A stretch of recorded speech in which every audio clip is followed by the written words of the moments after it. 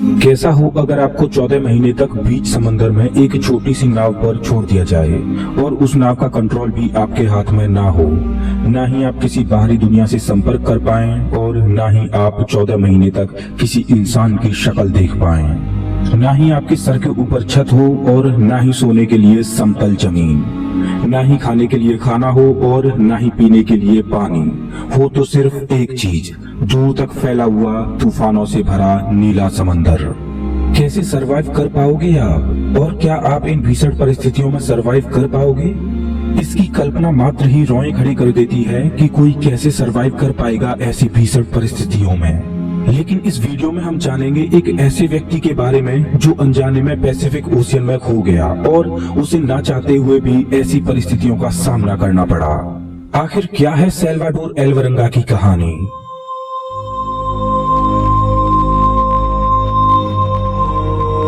क्या आप जानते हो कि अगर पृथ्वी पर जितनी भी जमीन मौजूद है उस सबको मिला दिया जाए, उससे भी 3 गुना बड़ा है पैसिफिक ओशियन। अगर यहाँ पर इस ओशियन में कोई खोता है तो इस बात के बहुत कम चांस हैं कि उसको ढूंढा जा सके। सैल्वाडोर एल्वरंगा मैक्सिको का रहने वाला एक मछुआरा था। वो पैसिफिक ओशियन से मछली पकड़कर अपने परिवार का गुजारा कर रहा था।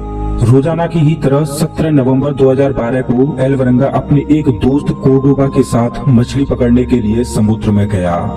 जिस बोट में वो मछली पकड़ने जा रहे थे वो केवल 7 मीटर लंबी थी। उसके ऊपर कोई भी छत नहीं थी और न ही उसमें कोई कमरा था। उस बोट में एक छोटा सा आइस बॉक्स था जिसमें उनको मछली पकड़कर रखनी थी और बोट को चलाने के लिए एक छोटी सी मोटर लगी हुई थी। वो दोनों मछुआरे पहले से ही जानते थे कि समुद्र में तूफान आने वाला है, लेकिन मछली पकड़कर ज्यादा रुपए कमाने के लालच में वो फिर भी समुद्र में उतरे। उन्होंने रिस्क लिया और वो किनारे से 120 किलोमीटर दूर पैसिफिक ओशियन की ओर बढ़े। रात के 1 बजे वो दोनों तूफान की चपेट में आ गए। तूफान की वजह से उन्होंने मछली पकड़ने के लिए जो जाल बिछाए थे वो काट दिए और समुद्र में ही छोड़ दिए और वो बोट को किनारे की तरफ दौड़ाने लगे। 6 घंटों तक उन्होंने लगातार बोट को किनारे की ओर भगाया और वो किनारे से महज 24 किलोमीटर दूर थे और उन्हें जमीन पर मौजूद पहाड़ों के शिखर दिखाई दे रहे थे। लेकिन तभी बोट को चलाने वाली मोटर खराब हो गई। लेकिन बोट में लगा रेडियो अब भी काम कर रहा था और उन्होंने रेडियो की सहायता से अपनी लोकेशन अपने बॉस को बताई। उसके बॉस ने कहा कि वो उनको लेने आ रहा है, लेकिन उनके रेडियो की भी बैटरी डाउन हो गई और उनका रेडियो भी ऑफ हो गया। सोचो कि उस समय वो लोग कितने फ्रस्ट्रेट हुए होंगे कि वो बोट को कहीं ले जा भी नहीं सकते और उनका बाहरी दुनिया से भी संपर्क टूट गया। जमीन नजदीक ही थी और उन्हें क्षितिज में खड़े पहाड़ नजर आ रहे थे, लेकिन विपरीत दिशा में चल रही हवा उनकी बोट को किनारे से दूर बहाने लगी और क्षितिज में दिखाई दे रहे पहाड़ धीरे धीरे गायब होने लगे और उनकी बोट गहरे समुद्र की ओर बढ़ने लगी। उनके बॉस ने उन्हें ढूंढने के लिए सर्च टीम भेजी और उन्होंने 4 दिन तक उन दोनों को खोजने की कोशिश की, लेकिन वो कहीं नहीं मिले। हार मानकर उनके बॉस ने उन्हें ढूंढना बंद कर दिया। 5 दिनों में हवा का बहाव उन्हें किनारे से 450 किलोमीटर दूर बहा ले गया। उन दोनों के सामने चारों दिशाओं में केवल नीला समंदर था और इतने बड़े समंदर में उनकी बोट बहुत छोटी थी जिसको आसमान से ढूंढ पाना संभव नहीं था। उनके पास ना तो कोई फ्लेयर गन थी और ना ही कोई ऐसी डिवाइस थी जिससे सिग्नल भेजकर वो मदद मांग सकें। ऐसी सिचुएशन में उनका भोजन था मछलियां, कछुए और समुद्री पक्षी। उन्हें समुद्र में बहती हुई प्लास्टिक की बोतल्स मिली जिनको उन्होंने इकट्ठा किया और जब भी बारिश होती तो वो उन बोतलों में बारिश के पानी को स्टोर कर लेते। लेकिन जब बारिश नहीं होती तब उन्हें ज्यादातर कछुओं का ब्लड पीकर या खुद का यूरिन पीकर प्यास बुझानी पड़ती। सोचकर देखो कि उस समय उन दोनों को कैसा लग रहा होगा कि दिन प्रतिदिन गुजर रहे हैं और वो दोनों एक छोटे से बॉक्स में हैं और वो अपना समय काटने के लिए मछलियां पकड़ते हैं, एक दूसरे से बात करते हैं, रोते हैं, हंसते हैं और अपने घर वालों को याद करते हैं और उम्मीद करते हैं कि शायद उन्हें कोई खोज ले। ऐसे ही 4 महीने गुजर गए, लेकिन अभी तक उनको किसी ने भी नहीं खोजा। 4 महीनों बाद एल्वरंगा के दोस्त कोर्डोबा ने जीने की आस छोड़ दी और इस वजह से उसने खाना पीना भी बंद कर दिया और परिणाम स्वरूप उसका शरीर कमजोर होता गया।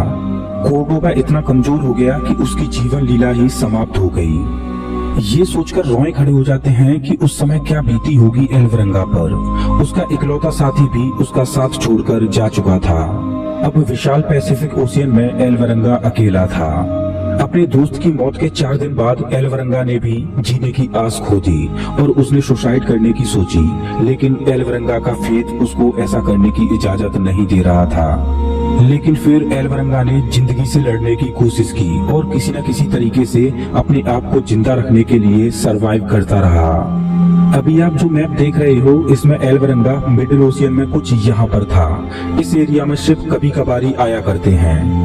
लगभग 8 महीनों बाद एक कार्गो शिप वहाँ से गुजरी। एल्वरंगा ने खड़े होकर इशारे भी किए, लेकिन शिप सीधी निकल गई और किसी का भी ध्यान एल्वरंगा की ओर नहीं गया। सोचकर देखिए कि एल्वरंगा के लिए वो क्षण कैसा रहा होगा कि महीनों से वो जिस घड़ी का इंतजार कर रहा था, वो घड़ी आई भी और किसी ने उसकी तरफ ध्यान भी नहीं दिया और वो फिर से समुद्र में अकेला रह गया। कितना फ्रस्ट्रेशन वाला समय रहा होगा उसके लिए। वो 11 महीनों में एल्वरंगा अपनी छोटी सी बोट में 8000 किलोमीटर ट्रेवल कर चुका था और इस जर्नी में उसने कड़ाके की धूप और तूफानों का सामना किया। फाइनली 30 जनवरी 2014 को उसे पानी में तैरते हुए नारियल दिखाई दिए और आसमान में उड़ते हुए पक्षी दिखाई दिए। एल्वरंगा समझ गया कि जमीन आसपास ही है और उसे एक आइलैंड मिला। एल्वरंगा ने बोट से जंप किया और तैरते हुए उस टापू पर पहुंच गया। 438 दिनों तक पानी में रहने के बाद उसे जमीन पर रहने का सौभाग्य प्राप्त हुआ। उस टापू पर उसे एक घर नजर आया और उसने घर का दरवाजा नॉक किया। ये लम्हा एल्वरंगा के लिए सबसे खूबसूरत लम्हों में से एक था, जिसमें उसकी इतने महीनों बाद किसी इंसान से मुलाकात हुई। वो टापू समुद्र के बीचों बीच था। अगर वो उस टापू को भी मिस कर देता तो आगे उसको 5000 किलोमीटर के बाद ही जमीन नसीब हो पाती और उसको 240 दिन और लग जाते वहां तक पहुंचने में।